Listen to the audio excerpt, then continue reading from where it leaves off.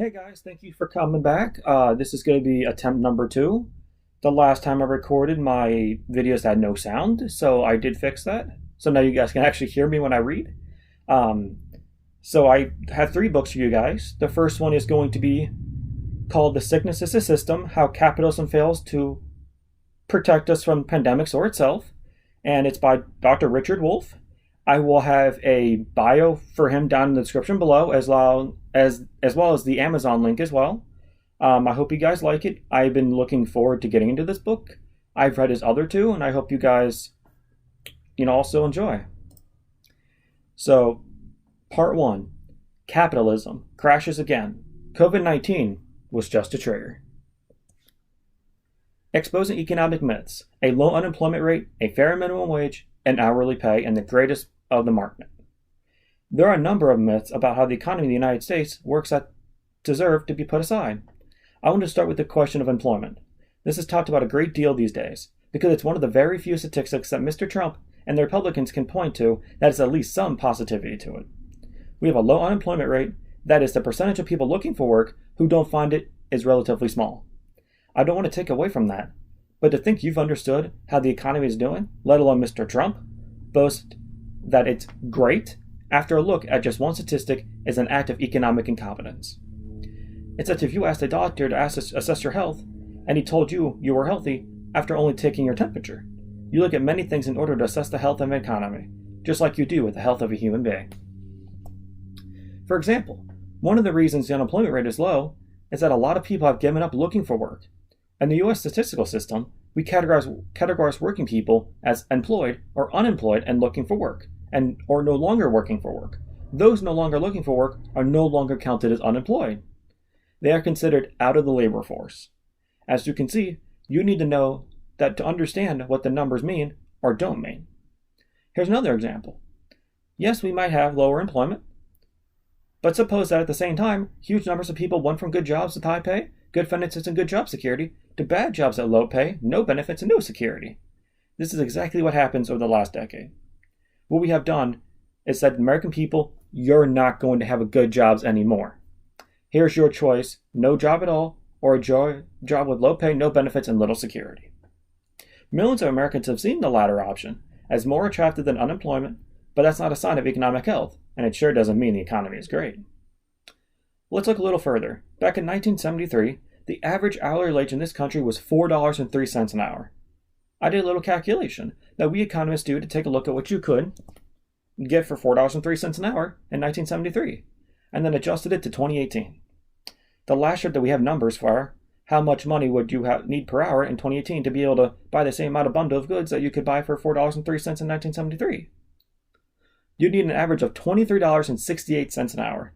An average wage of $23.68 an hour would be what you need for a worker to be able to buy on average as much today as he or she could with the hourly wage pay in 1973. Well, what is the average wage in the United States in 2018? You need $23.68 to be at the same place you were 50 years ago. But the average in America is $22.65.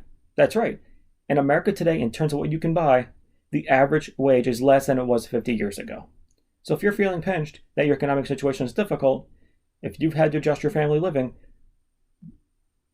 because living on one person's wage simply won't not give you a decent lifestyle, then you are living what has happened. However, over that same time, your productivity, that's what your labor adds per hour to what your employer produces and sells. That's gone up somewhere in the neighborhood of 25 to 35%. Productivity, your output, what your brains and muscles add to the value of what your employer sells, has gone steadily up. Productivity measures what you, the worker, give to your employer. By means of your work, wages are what the employer gives you for your work. Let's review. What the employer has been giving you for the last 50 years has gone nowhere, but what you have given to the employer has zoomed up by a third. That's why there's a gap between rich and poor in the United States. Working people, their incomes have gone nowhere, but the employer class, a small minority in this country, has made out like the bandits that capitalism makes them be. Next, I'd like to address the minimum wage. In the depths of the 1930s depression, Congress passed a law mandating a federal minimum wage. That law says that employers cannot pay employees less than a certain amount. It's like forbidding capitalists to employ children, or forbidding capitalists to impose themselves sexually on their workers, etc. The minimum wage is a kind of measure of decency in a system. The current minimum wage is $7.25 an hour, and that's what it has been since 2009. It hasn't been raised in over a decade. Over that time, prices went up every year, 1, 2, 3%. Not a terrible inflation, but they add up over 10 years. The prices have gone up, but the minimum wage hasn't gone up with it. Which means, in terms of what the minimum wage can buy, the last 10 years had seen a steady year-by-year decline in what the minimum wage will do for the people, the millions who depend on it. The minimum wage was the highest in terms of what it could afford a person earning it in 1968. Using today's prices, what would our current minimum wage have to be comparable in 1968? Purchasing power. It would have to be at least $12 an hour. The U.S. has really shafted its people at the bottom, and that's an achievement of the capitalist system.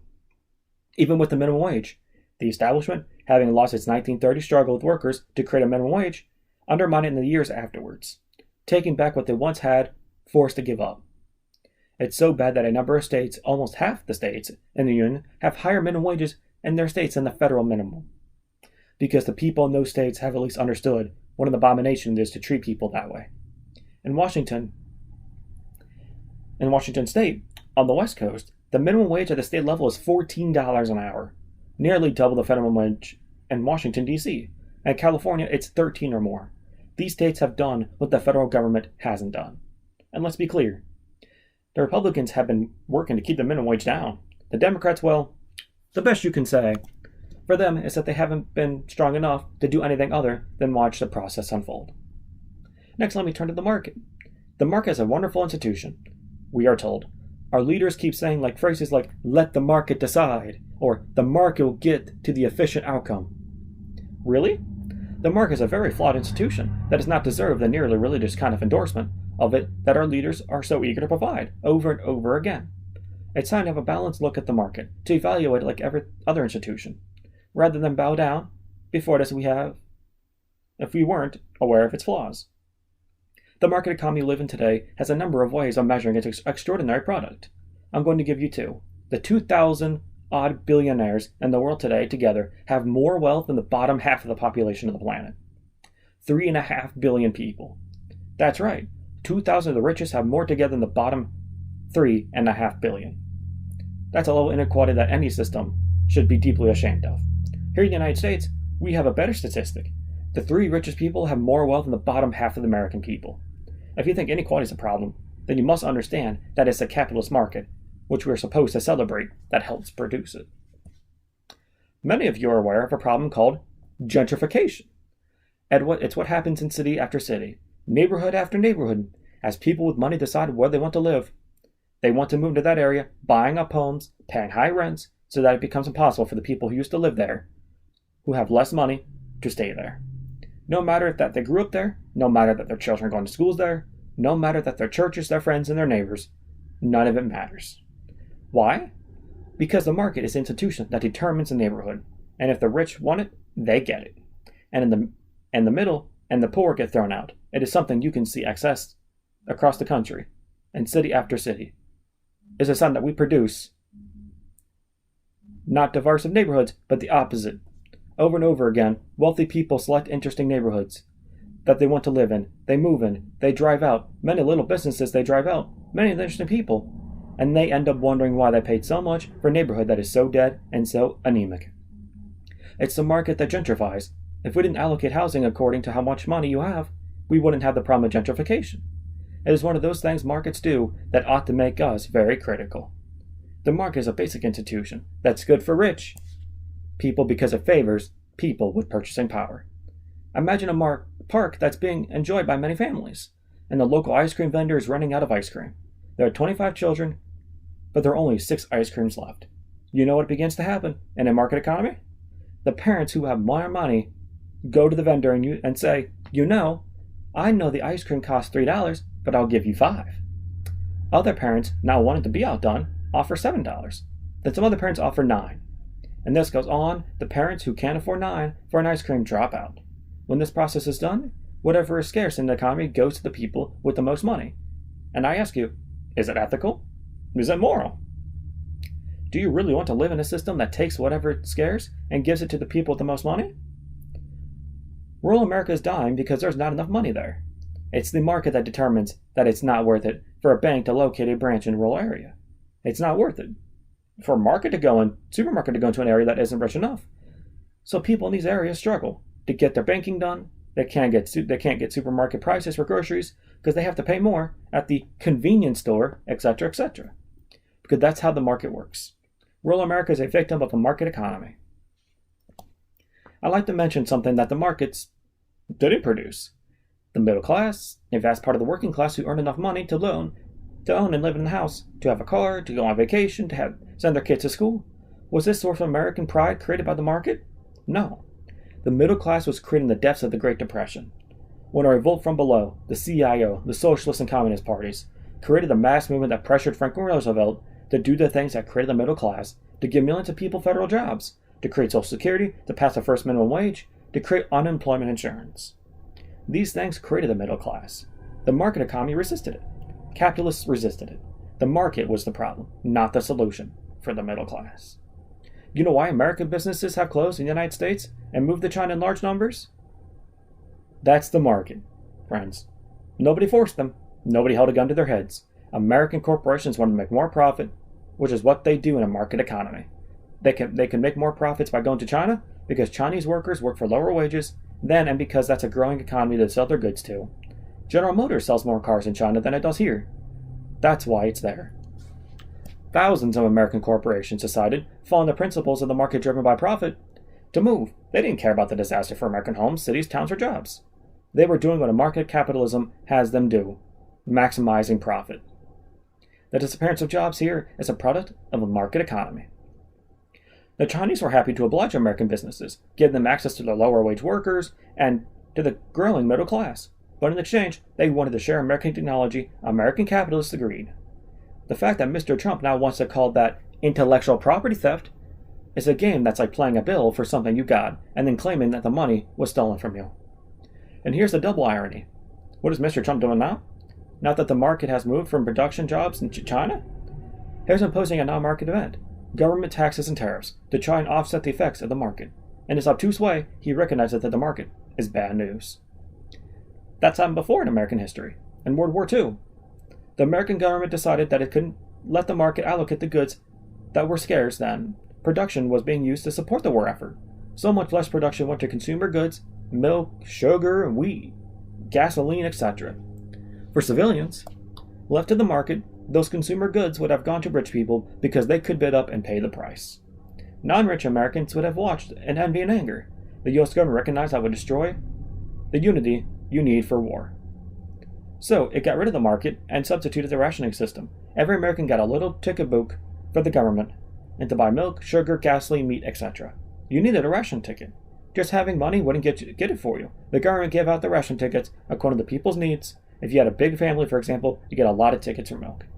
These widespread economic misrepresent what is going on, and therefore they produce decisions, individuals, corporations, and governments that are not good for what you need in this country at this time. These myths need to be exploded if we are ever to build a more equitable system for the majority of people. The price gouging of face masks. The coronavirus, a virus that started in Wuhan, China, is rapidly spreading around the world. To limit exposure to the virus, more and more people are wearing masks, an important economic lesson that can be learned by this new development. The increased demand for masks has resulted in the prices of these masks skyrocketing in many parts of the world, while the price of a mask was a few dollars before the outbreak. It can now cost 10 or even hundreds of dollars, depending on where you are in the world. The technical term for this is price gouging. A supplier increases the prices of a good to a level much higher than was considered reasonable or fair, as a result of the increased demand. The reality, however, is that it is simply an example of how markets work. When something becomes scarce, its availability is minute in comparison to the number of people who want. That's what the word scarce means. So the people producing or selling objects wanted, in this case, the masks. Jack up prices. Either way, the prices rise, and so the only people who can save themselves from the virus, insofar as they believe masks will do that, will be those with the most money. That's how markets work. What is scarce to given to the people with the most money? Is it given to the people who deserve it? Is it those who need it most? to those who might have waited longer for it, to the people whose respiratory systems make them the most vulnerable to the virus, to those whose wage or work activity puts them more at risk. No, it's given to the people with the most money. There's reality, no morality to this. A governmental authority, particularly a democratic one, should distribute scarce things in a way that respects people's democratic decisions about their community's needs for scarce materials, but that's not how markets work. They're anti-democratic. What defense do pro-market economists come up with? Many, including some of my colleagues, say that when prices go up, profits go up too, and that incentivizes companies to produce these masks. I like congratulate my colleagues at the naivety of this. I say to them, what are we supposed to do while we wait for the suppliers to produce more? In the meantime, we're giving the surplus to the people who are richest, and we're screwing everybody else. What kind of system does that? But here's the most important point. Suppliers know this logic. They've taken the same economics course you have. They know that they can make more money holding back on the increase of supply than if they rush out there, as if they were textbook robots producing more. Why bother producing more? It's risky. The virus may disappear, or the cure might be found. It's deemed much smarter to grab the money quickly by letting prices rise, and that's how it usually works. There is no good defense for how markets allocate scarce goods. When it's a life or death situation, as with the coronavirus, that lesson really needs to be learned. It's long overdue. Alright guys, I'm going to leave the first half of part 1 here, and I will be back shortly to finish the rest of part 1, and I hope to see you guys later today, and have a good one.